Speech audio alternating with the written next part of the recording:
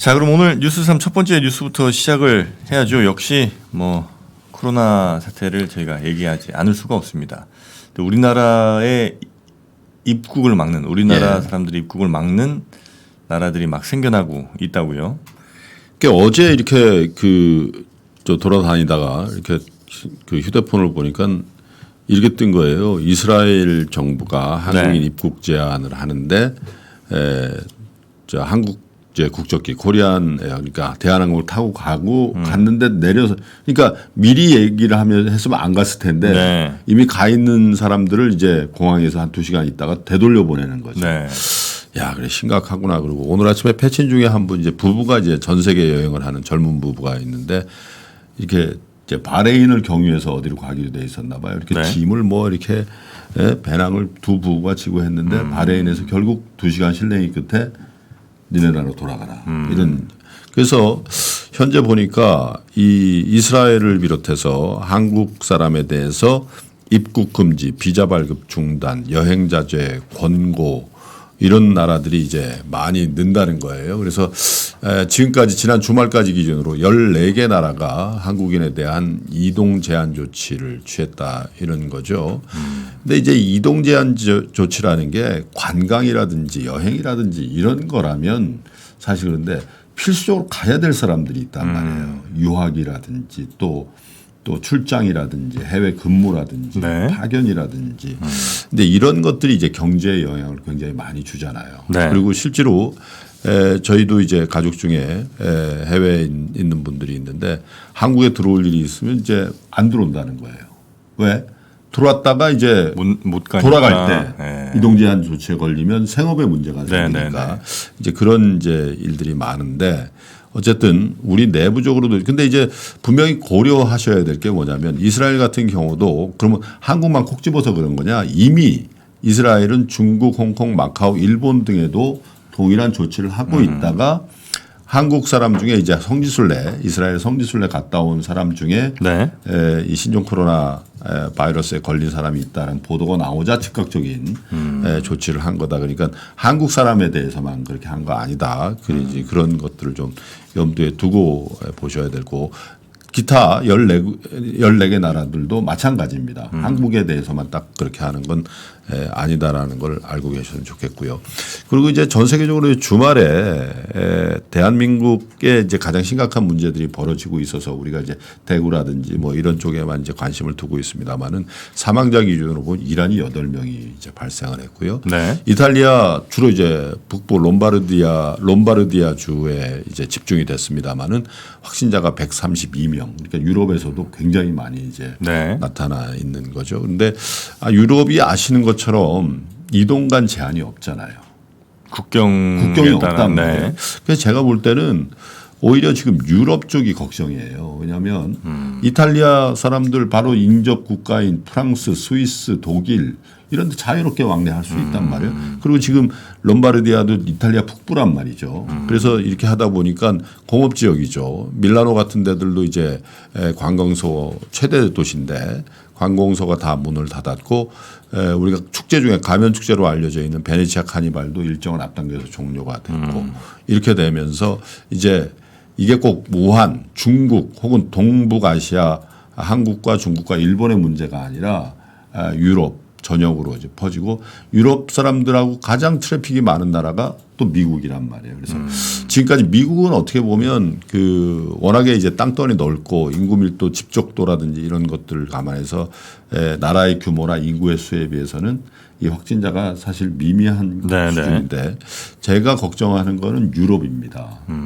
유럽이 만약에 지금 이스라엘 같은 나라들이 많이 생긴다.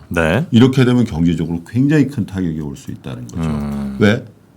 이 유럽과 이 미국은 또 이 굉장히 밀접하게 연결이 돼 있다 보니까 한국이나 중국 이런 사람들이 이제 미국에 들어갈 때 입국 제한이라 했는데 유럽을 다 알 수가 있을까? 근데 그런 측면.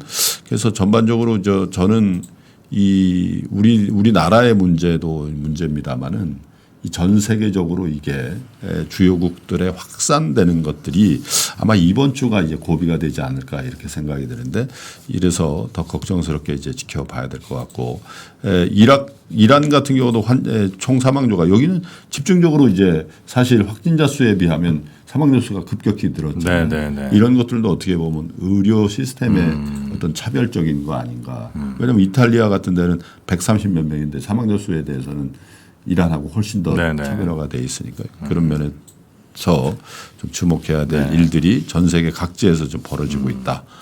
얘기입니다. 특히 그 이란이나 이탈리아도 중국이랑 좀 왕래가 많은 나라 중에 하나죠. 그런데 이제 뭐 이탈리아 같은 경우는요. 이번에 뭐 슈퍼 전파자라고 지목된 사람이 중국을 갔다 온 사람도 아니고요. 그리고 중국 갔다 온 사람하고 접촉돼 있는 것도 지금 정황이 없다라는 거예요. 그래요? 그런 게 더 문제라는 거죠. 자, 하여튼 우리나라 입국을 뭐 금지 혹은 뭐 규제하는 나라들이 좀 늘어났는데요. 두 번째 뉴스도 전해드리도록 하겠습니다. 두 번째 뉴스는 미국 대선 경선 얘기입니다. 지금 샌더스가 네바다에서 압승을 했는데 민주당에서는 오히려 고민이 좀 커지고 있다고. 그렇죠. 이게 뭐 개표 결과가 완벽하게 나오지는 않았습니다만 압승 그러니까 2등이 이제 그 우리가 이제 예상했던 것과는 좀 다르게 나왔는데 바이든 전 부통령이 2등을 했거든요. 부티지지가 3등을 했는데 투표 결과로 보면 득표율 기준 한 50% 이상 샌더스가 나온 거 아니냐 이렇게 이제 전망을 하거든요. 그리고 전체적으로 보면 말씀드린 바이든이 이제 19.2%로 2위 그리고 피트 부티지지가 15.4% 그다음에 엘리자베스 워런 이렇게 나왔는데 어쨌든 이게 세 번째 경선이거든요. 아시는 것처럼 아이오와 그다음에 뉴햄프셔 그다음에 네바다 사우스캐롤라이나 그다음에 3월 3일 날 뭐가 있습니까? 슈퍼 투스데이가 있는데 슈퍼 투스데이로 가는 길목에 네바다하고 사우스캐롤라이나가 있단 말이에요. 근데 이제 기본적으로 아마 이 샌더스 열풍이 어디서 부냐면 히스패닉 플러스 30대 20대에서 아주 압도적인 지지가 나온다는 거죠. 그래서 바람이 불고 있다라는 이 조사인데 말씀하신 것처럼 이 샌더스가 될 경우에 본선 경쟁력에서 왜냐하면 트럼프 대통령이 말하면 참 이 나라도 참 대단한 나라예요. 이게 야당 강력한 대선 후보잖아요. 근데 트럼프 대통령이 뭐라 하냐면 크레이지 버니가 이겼다. 미친 그러니까 물론 이제 크레이지를 뭐 미친이라고 꼭 그 직역을 해야 되는 건지 모르겠습니다만은 크레이지 버니가 선전했다. 이렇게 조롱을 한 거죠. 근데 대체로 이 트럼프 진영에서는 샌더스만 해라. 우린 된 거다. 거기다가 최근에 또 나온 게 러시아의 샌더스 지지설 이런 것들이 이제 보도가 됐단 말이에요. 그래요? 그러다 보니까 이런 것들 합쳐지면서 야 이게 샌더스가 되면은 민주당 내부에서도 이번 선거 그냥 가는 거 아니냐. 왜냐하면 이제 워낙 좌우가 선명하다 보니까 그만큼 트럼프 대통령의 영역을 그냥 자연스럽게 확보해주는 이제 그런 결과가 나오는 거 아니냐. 그런데 모르겠습니다. 이제 3월 3일 슈퍼 투스데이 때 과연 그때부터 이제 경선을 시작하는 마이클 블룸버그가 얼마나 득표력을 보이는지에 따라서 아마 3월 3일 날도 샌더스가 압승을 해버리면 선거는 이제 거의 내부 경선은 거의 끝난 거 아니냐 이렇게 보는 관측들이 많은데 트럼프 입장에서는 아마도 블룸버그가 좀 의식이 되나 봐요. 이 블룸버그에 대해서는 미니 블룸버그라고 그래요. 미니 블룸버그? 네. 왜냐하면 키가 작거든. 블룸버그가. 대체로 다른 후보에 비해서. 이것도 굉장히 우리 지금 땅따리 뭐 이런 거 아니에요? 네? 그러니까 참 현직 대통령이 이렇게 상대당 후보들에 대해서 얘기를 해도 별다른 비난이 별로 없는. 그게 뭐 문화일 수도 있지만 트럼프니까 뭐 이런 것도 있지 않나 이런 생각. 어쨌든 민주당의 경선은 현재까지는 보면 샌더스 바람이 대세론을 만들지 여부를 주목하고 있다 이렇게 정리가 되겠네요. 네, 샌더스의 바람이 불지만 민주당은 오히려 더 불안해하고 있다. 네. 자 그리고 뉴스 3 세 번째 뉴스는요. 지금 이제 한국은행 금융통화위원회가 27일에 열리는데 여기서 이제 금리 인하를 다수가 지금 예측을 하고 있는 상황이라고요? 예, 꺼내라는 분이요. 네. 김프로님, 이다솔 차장님 섭외 좀 해서 그런데 오늘 저녁에 이다솔 차장 섭외가 돼 있고요. 아마 시장 상황에 대해서 굉장히 궁금하실 것 같은데 27일 날 금융통화위원회가 있는데 지금 현재 분위기로는 아마 하지 않겠냐. 금리 인하를 하지 않겠냐 이렇게 보여지는 게요.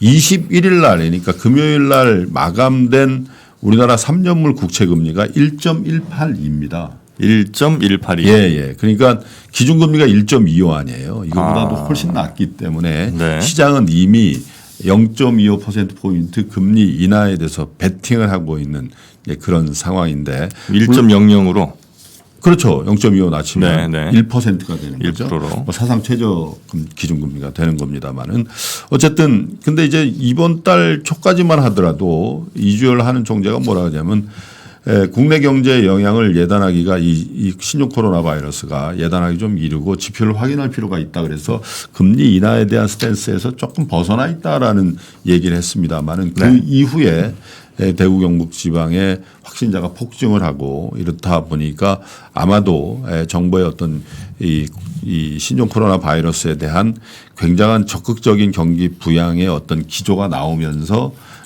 한은도 여기에 발을 맞춰야 되는 거 아니냐 이런 전망들이 많이 나오죠. 그래서 지난 주말을 기점으로 해서 금리 인하에 대한 전망이 더 많아지고 있는 상황인데요. 참고적으로 이번 주에 발표될 여러 가지 지표 중에 우리가 좀 주목해야 될 게 27일 날 아마 오전에 이제 금융통화위원회에서 금리 결정이 되고요. 그리고 29일 날 중국의 PMI가 발표가 됩니다. 그래서 이런 것들이 이제 이 전 세계 경기에 어떻게 영향을 주는가 또 20일까지의 우리 수출이 일평균으로 해서 많이 줄었다라는 그 보도도 있었습니다만은 어쨌든 이번 주가 금리 인하라든지 아니면 지금 말씀드리고 있는 신종 코로나 바이러스에 대한 전체 거시경제에 대한 영향 뭐 이런 것들 그리고 전 세계적으로 물론 이제 중국의 이 코로나19에 대한 확산이 더 심화되고 한중 간의 어떤 교육이 급강한다는 전제를 깔고 합니다마는 몇몇 IB 몇몇 그 전망기관에서 우리 대한민국의 2020년 경제 성장률 전망치를 0%대로 하는 그런 기관들도 나오고 있는 상황에서 한국은행의 전망과 더불어 한국은행의 금리 정책과 더불어서 정부가 지금 준비하고 있는 이 경제를 살리려는 진작책. 네. 제가 지난주에 한 두 번에 걸쳐서 말씀드렸습니다. 이럴 때는요. 좌고우면하면 안 됩니다. 다소간의 부작용이 있다고 정부가 강한 모멘텀 플레이를 해줘야만 그리고 정부 각 부처에서 일관된 목소리가 나와야죠. 네. 물론 평상시에는 그 부처나 어떤 정책 사이드에서 다른 결의 정책을 할 수가 있어요. 그런데 이런 그 긴급한 상황, 비상 상황에서는 굉장히 민첩하고 그리고 시장에 의미 있는 조치들이 이렇게 나와줘야 되는데 찔끔찔끔 한다든지 또 이 정책 부서 중에 이 부서는 경제를 살리려는 진작책을 내고 있는데 다른 부처에서는 다른 목소리가 나오면 다른 플레이가 나오면 혼돈을 주고 그리고 그 혼돈은 우리 국민들한테만 주는 게 아니라 해외의 어떤 평가기관이나 해외 IB, 해외 투자자들한테 그렇게 할 수가 있거든요. 네. 굉장히 지금 중요한 모멘텀이 있습니다. 이 방역이라든지 사회적인 어떤 이런 신종 코로나 코로나19에 대한 조치와 더불어서 경제적인 조치에 대해서도 굉장히 일관되고 신속한 그런 정책적인 대안이 나와주기를 기대해 보겠습니다.